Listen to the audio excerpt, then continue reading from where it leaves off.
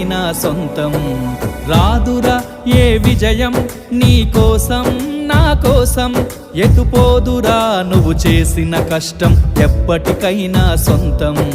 కాలంతో పయనించేవాడికి కానిది ఏముంది, సాధనతోనే సాధ్యమవ్వునని సదాశయంతో సాగర ముందుకు. రాదురా ఏ విజయం నీ కోసం నా కోసం, ఎటుపోదురా నువ్వు చేసిన కష్టం ఎప్పటికైనా సొంతం.